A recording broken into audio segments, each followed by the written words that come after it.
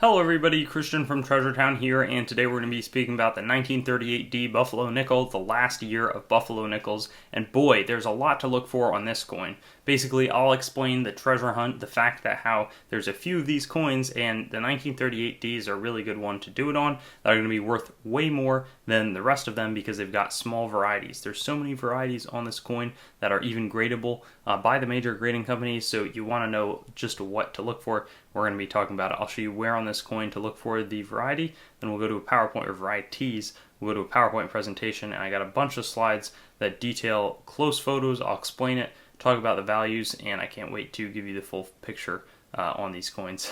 No pun intended. And here's our sample 1938 non-variety Buffalo Nickel, but we're going to look at the back. There's always going to be this D mint mark, but there are some repunched mint marks to look for, as well as some over mint marks, D over S, even though there was no 1938S nickel produced. So this is going to be pretty interesting. There's a bunch of different varieties here, but I'll be walking you through the clear photos, explanations, and values based off of what conditions the coins are in next. And we have gotten to a date with just so many different varieties. Now, thankfully, they're all going to be focused on the mint mark. But the first one is going to be a repunched mint mark, and we're going to see a lot of variations on it, as well as over mint marks. The values are pretty challenging. Often these coins were really well preserved. 1938 was the last. It was only minted in Denver, and it was the last year of the Buffalo Nickel. Everybody knew that. They held on to the coins, so they're in pretty good condition. So the values aren't crazy. AU55s of all of these are going to be about $30. Mint State 65s are $100 for all the repunched mint marks, but here, this is a nice north-south spread. Over here, you see an east-west. Then you get into another east-west that just presents a lot different. I told you it would sort of be all over the place, and I'm going fast, but I mean, you can look at the coins under a microscope and see, there's a lot of different sort of presentations, but there's a fair amount of things to look for, so it might be a little bit different depending on what you find. I'm sure that there's more beyond what I'm discussing today, but this one, a really nice shelf to the left. Now there's some over mint marks. As you can see, the value increases a little bit. I'd say Mint State 65, sometimes you can get some history in the 150, 175 range, and then there's also more stuff going up, so 66, 67 condition, and the values get a lot more expensive. But here it's a D over S. You can really see the S protruding in the top of the coin. Same thing over here. This time it's in the middle though. A really nice, a little bit to the left, but also sort of in the hole of the D. And down here, it sort of comes out of the southern part of that mint mark.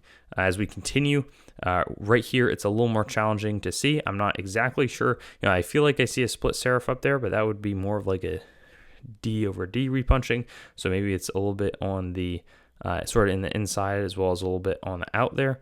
And then the last one is going to be another similar over mint mark where you see a little bit to the side and then perhaps slightly on the inside of the mint mark. But so many different things to look for. I'm counting, I think that's 9, and that is, I think that there's a fair amount of non-cherry pickers ones. So best of luck looking. There's certainly a lot of these out there. Some of my friends have found them.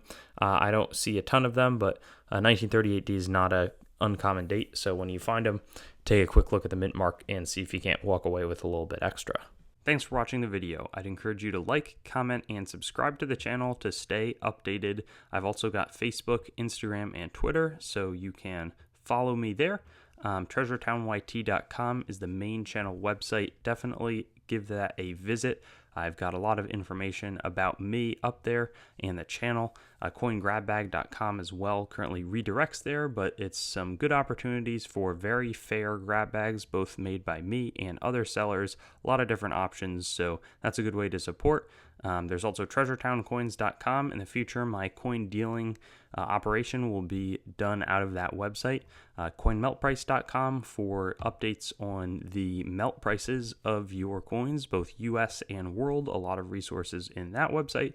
And then CoinsMetalsCards.com being developed right now as a marketplace and news source for coins, metals, cards, and collectibles in general. So I'll see you on my future videos. Looking forward to seeing you there, and hope you have a good day.